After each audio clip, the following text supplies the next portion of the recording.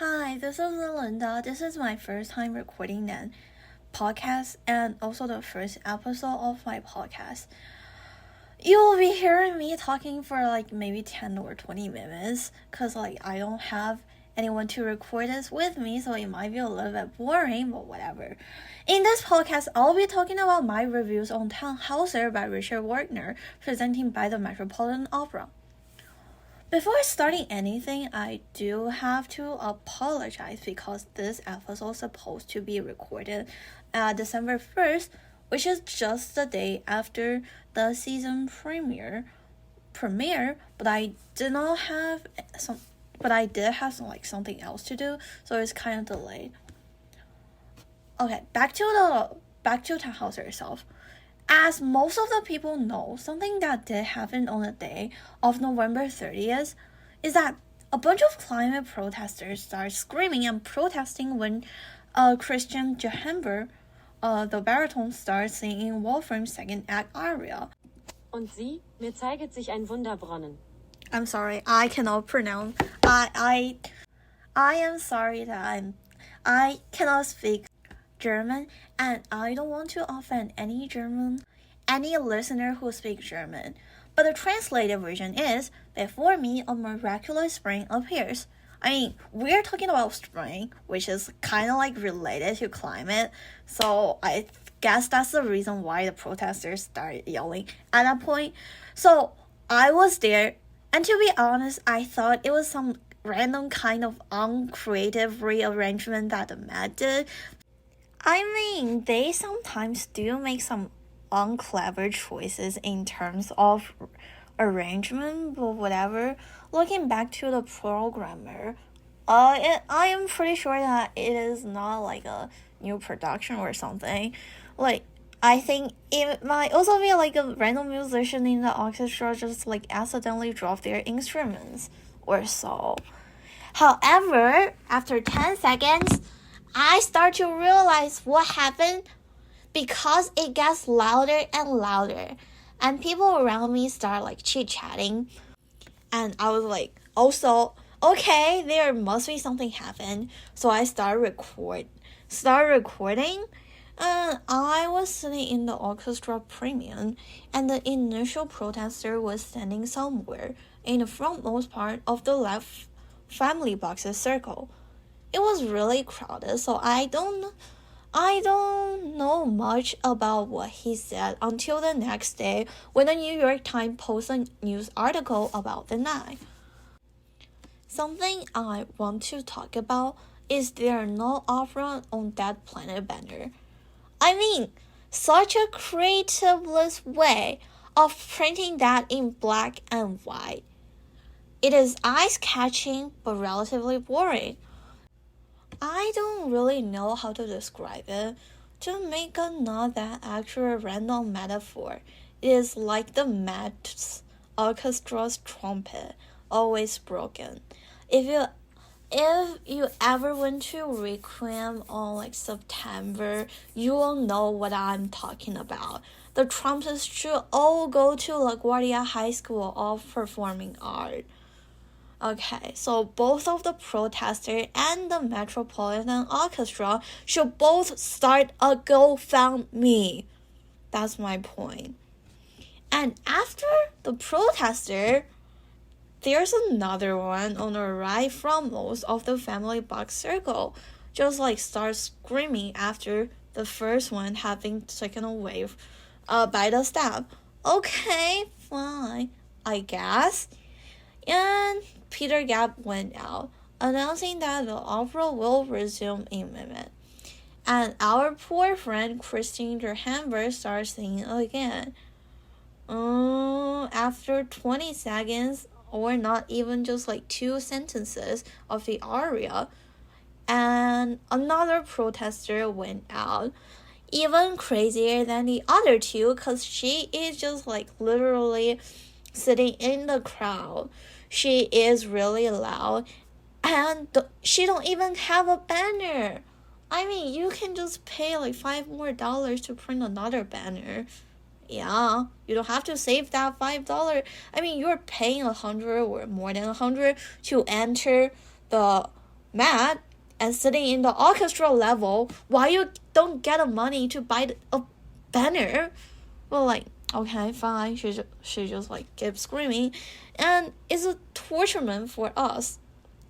This time, the Met react really effectively and efficiently.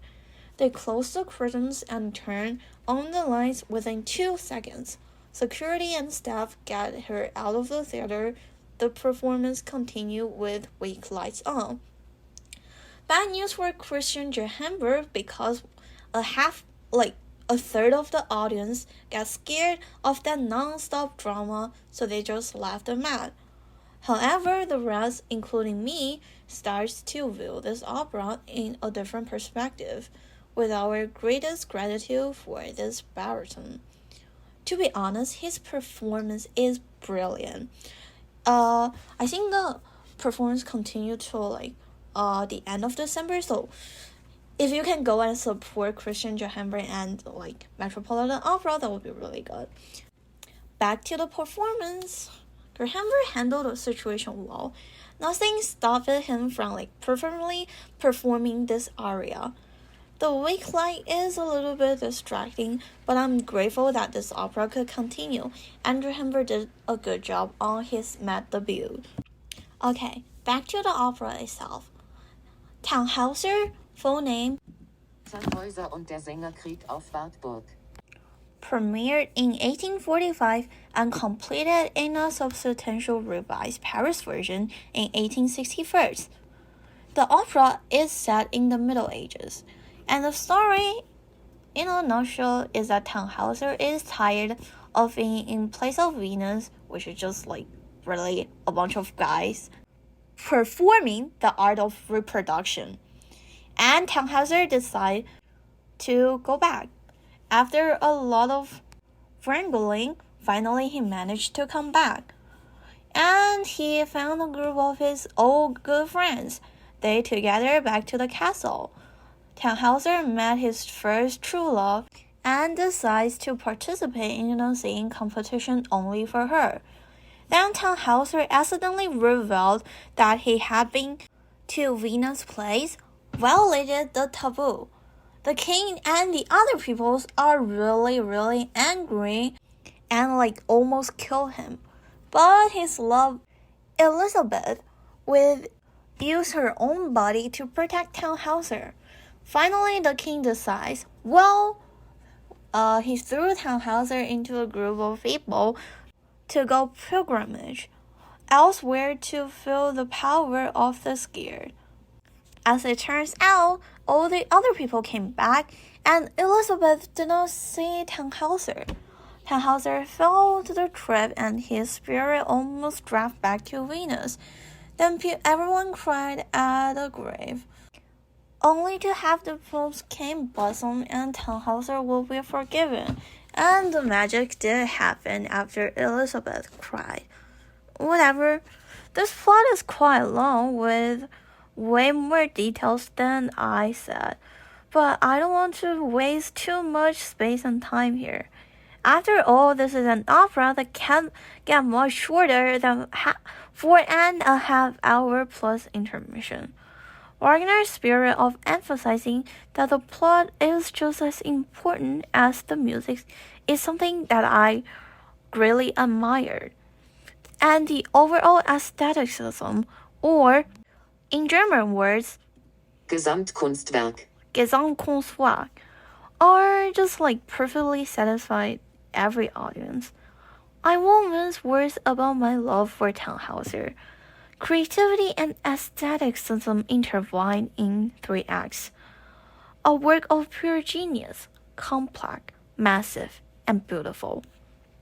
The performance itself, without a protester, I love it. Very much so. Andrew Scott performs it at a very high level. He sang Tannhäuser really well, and the whole theater was filled by his thick and full tenor voice. In these days, I watched the Costume scored by Philip Glass, Koya Swazi. It is really nice. If you have time, I recommend to watch it. Both the film and the Protestor in which way have something to do with the current state of the planet and environmentalism. To be honest, the concept of environmentalism and climate changes is a little bit far away from my life, and I don't have any intention to say anything about it. When I was looking at Joshua Barron's article about Tannhäuser at the Met posted in New York Times on December 1st, there are over 200 comments so far, and it was just dramatical as the situation at the performing day of Tannhäuser. You can see people standing in different perspectives and try to explain for themselves for the point of view they sense in. From my personal perspective, these so-called climate protesters are just trying to satisfy their own sanctimoniouses, putting themselves on the position of the saviors of all people. And I still have to ask what their real spiritual core is.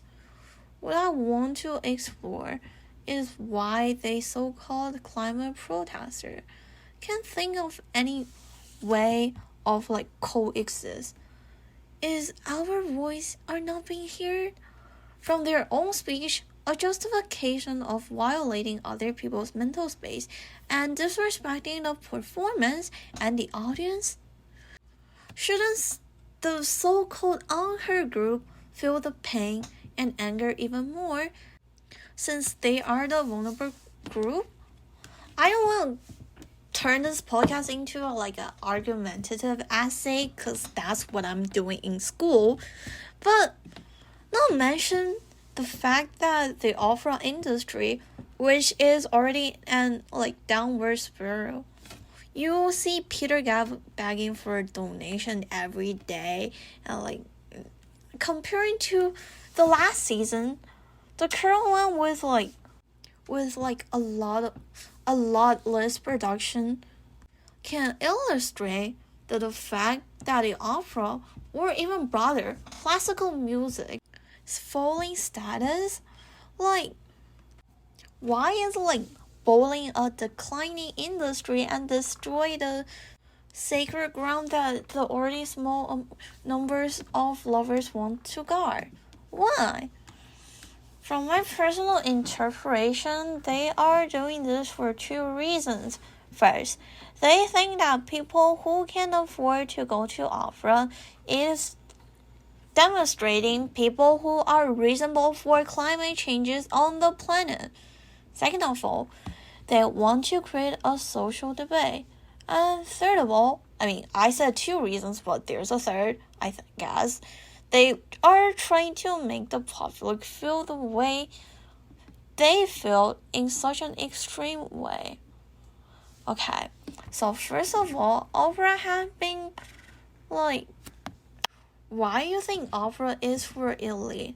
I am a high school student who receive education in public high school, but I can still afford $25 and go to, or $37 for the student ticket to go to the Metropolitan Opera. There's not much social classes involved in just loving opera. Does this some sort of stereotype to all opera lover? Second of all, by this logic, wouldn't it have been more of a waste to spend the same amount of money on a ticket and have you dragged out after only half of the performance? Next, me and you, two group in plain sight. I feel the anger, but it's only because of you destroying my experience as an audience. If I don't hate you, who am I going to hate? The planet?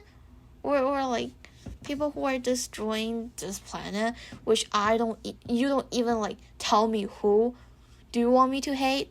This kindergartner's attempt to get the teacher's attention by flirting is still a little bit confusing to me.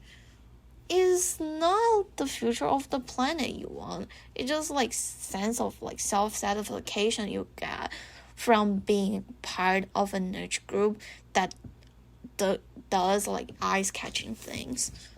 I don't want to say that much more because the future of the planet is something we should all concerned about. But it's too bad if you continue to do this in such an unnecessary and like counterproductive way. Lastly, if you get a chance, please do visit the Met and see Tannhäuser before its last performance. It worth it. Thank you so much for listening to this podcast. If you have any question or you just want to talk to me, please do contact aulindatang at gmail.com. It is aulindatang